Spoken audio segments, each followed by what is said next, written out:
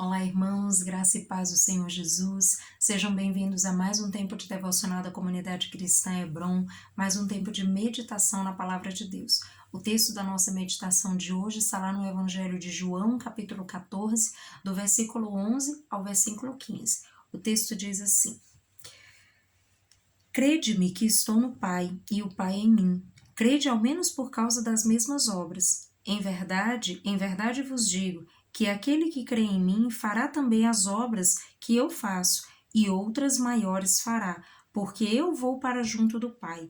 E tudo quanto pedirdes em meu nome, isso farei, a fim de que o Pai seja glorificado no Filho. Se me pedirdes alguma coisa em meu nome, eu o farei. Se me amais, guardareis os meus mandamentos. Amados, esse é um texto muito precioso da palavra de Deus, assim como todos os outros, e que com certeza traz muitas lições preciosas para mim e para você. E hoje nós vamos meditar um pouquinho a esse respeito, do que o texto traz para nós, pensando um pouquinho a respeito da relação entre amor e obediência, e ninguém melhor que Jesus para nos ensinar a esse respeito.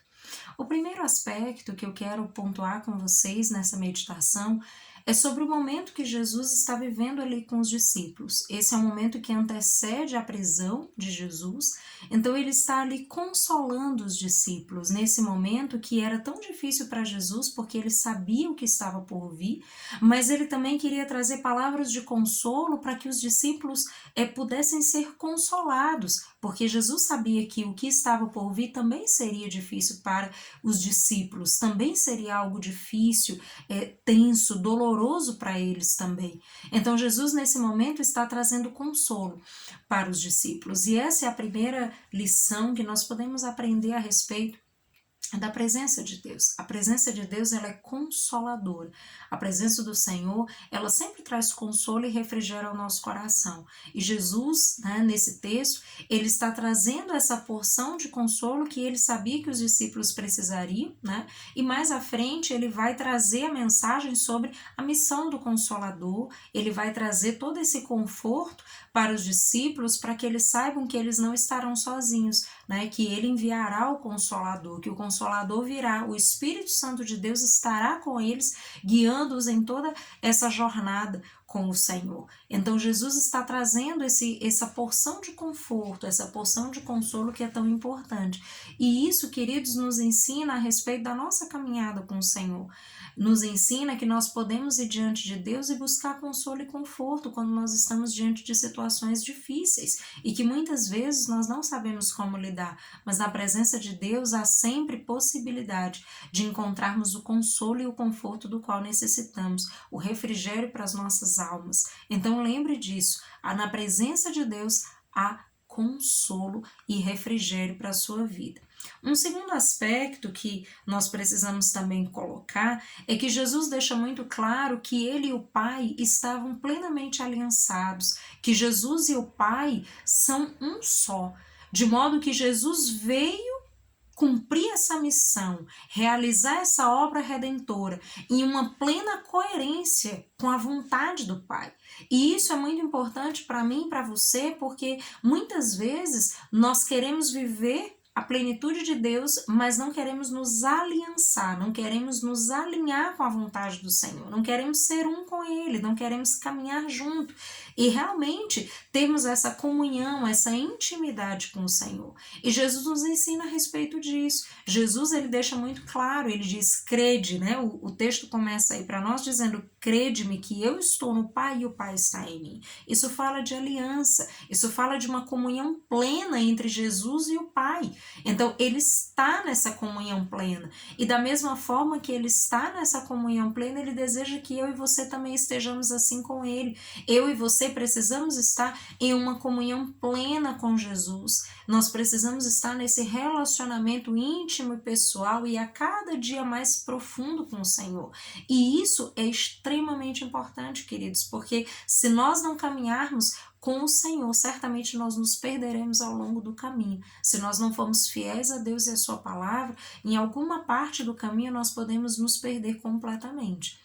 Um terceiro aspecto é que quando cremos em Deus e obedecemos a Deus, a vida dele flui através das nossas vidas. É por isso que Jesus, ele fala, ele diz que aquele que crê nele, ele diz, em verdade vos digo, que aquele que crê em mim fará também as obras que eu faço e outras maiores.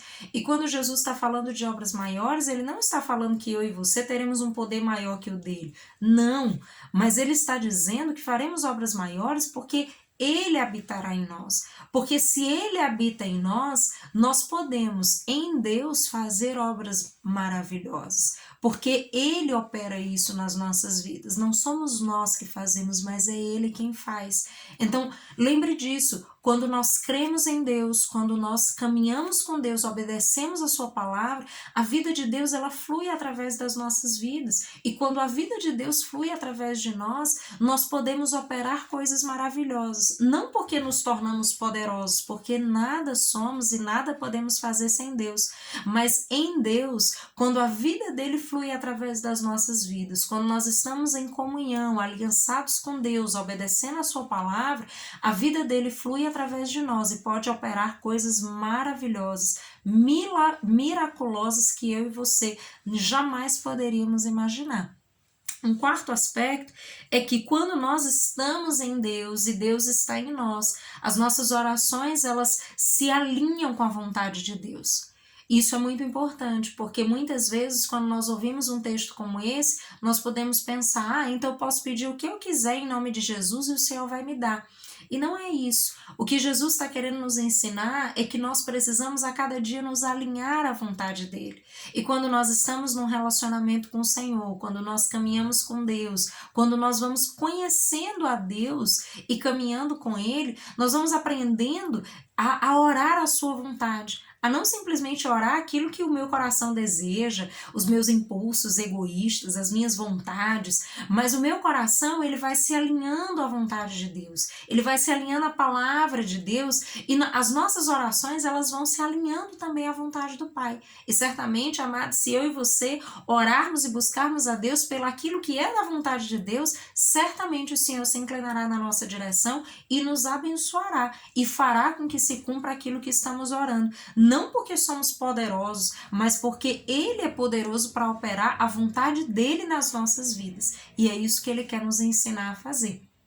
E um último aspecto, mas não menos importante, é que Jesus ele diz, né, ali no último versículo, no versículo 15, ele diz, se me amais, guardareis os meus mandamentos. Isso significa, queridos, que amar a Deus implica necessariamente obedecer os seus mandamentos. Quando a palavra de Deus fala em guardar, ela fala sobre dar atenção, ela fala sobre obedecer, ela está trazendo essa noção de que eu não posso simplesmente dizer que amo a Deus, mas ignorar os seus mandamentos. É uma condição. Tanto que Jesus diz, se me amais, guardareis os meus mandamentos. Ou seja, aquele que ama a Deus, obedece os seus mandamentos. Não é possível que essas coisas elas estejam desconectadas. E esse aspecto é muito importante, queridos, porque hoje muitos acreditam simplesmente que Deus é amor. E você pode estar questionando, pastor, então você vai dizer que Deus não é amor? Não. A palavra de Deus ela nos assegura que Deus é amor. Mas muitas vezes esse texto tem sido usado de uma maneira distorcida para trazer uma ideia de que se Deus é amor, então isso basta. Eu posso viver a minha vida do jeito que eu quiser, ignorando todos os mandamentos de Deus e está tudo bem. E isso não é verdade, queridos. A palavra de Deus ela nos ensina que se nós amamos a Deus, nós guardamos os mandamentos. Ou seja, nós obedecemos, nós guardamos no coração com zelo e buscamos a cada dia alinhar as nossas vidas à palavra de Deus, aos mandamentos que o Senhor deixou para nós. Então isso é muito importante, porque muitos têm desconectado essas coisas e vivido acreditando que, não, tá tudo bem, né? Porque Deus me ama e eu posso viver a minha vida do jeito que eu quiser. Mas isso não é verdade, amados. Isso pode estar nos levando para um caminho de perdição e de destruição. Então nós precisamos compreender isso. Se nós realmente amamos a Deus, não é aquilo que nós dizemos que conta, mas é aquilo que nós fazemos, é a maneira como nós vivemos, a maneira como eu e você vivemos expressa a Cristo, a maneira como eu e você vivemos demonstra que nós guardamos os mandamentos do Senhor, ou será que a maneira que eu e você vivemos está fora disso, está longe dos mandamentos? Porque Jesus diz, se me amais, guardareis os meus mandamentos. Então lembre, amar a Deus implica necessariamente obedecer a sua palavra. Amar a Deus significa necessariamente se submeter ao senhorio de Deus e aos seus mandamentos, guardar esses mandamentos, honrá-los e aplicá-los às nossas vidas todos os dias. Não é possível, queridos, dizermos que amamos a Deus e ignorarmos os seus mandamentos e a sua palavra.